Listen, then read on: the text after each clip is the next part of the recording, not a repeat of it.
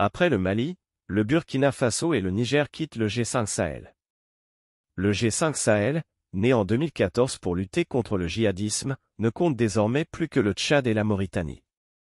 Après le Mali l'an dernier, le Burkina Faso et le Niger, également gouvernés par des régimes militaires menés par Ibrahim Traoré et Abdourahmane Tiani, ont annoncé leur départ de l'organisation anti-djihadiste G5 Sahel, 9 ans après sa création pour lutter contre le djihadisme au Sahel. À sa naissance en 2014, l'organisation était composée du Mali, du Burkina Faso, du Niger, de la Mauritanie et du Tchad. Un partenariat dévoyé et infantilisant. Samedi, le Burkina et le Niger ont décidé, en toute souveraineté, de se retirer de l'ensemble des instances et organes du G5 Sahel, y compris la force conjointe. Une décision qui a pris effet dès le 29 novembre, indiquent les deux pays dans un communiqué conjoint. Selon Ouagadougou et Niamey, l'organisation peine à atteindre ses objectifs. Pire, les ambitions légitimes de nos États, à faire de l'espace du G5 Sahel une zone de sécurité et de développement sont contrariées par des lourdeurs institutionnelles, des pesanteurs d'un autre âge qui achèvent de nous convaincre que la voie de l'indépendance et de la dignité sur laquelle nous sommes aujourd'hui engagés, est contraire à la participation au G5 Sahel dans sa forme actuelle, poursuivent-ils.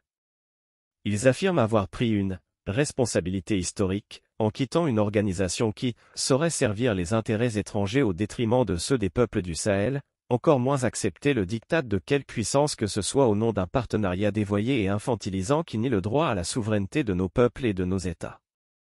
En mai 2022, le Mali d'Assimi Goïta avait quitté le G5 Sahel, invoquant une organisation instrumentalisée par l'extérieur.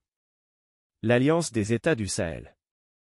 Les 5 pays du G5 Sahel avaient créé en 2014 cette organisation puis lancé en 2017 sa force militaire alors que l'étau des djihadistes se resserrait autour de ces États.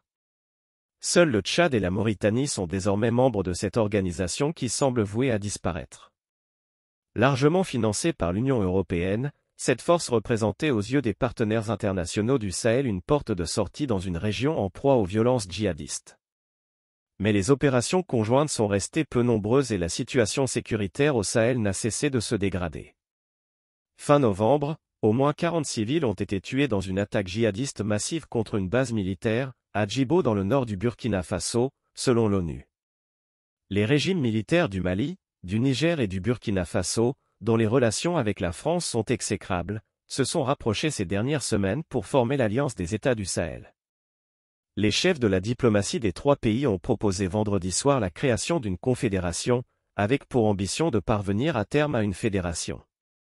Les 3 ministres ont insisté sur la diplomatie, la défense et le développement, pour consolider l'intégration politique et économique entre les 3 pays.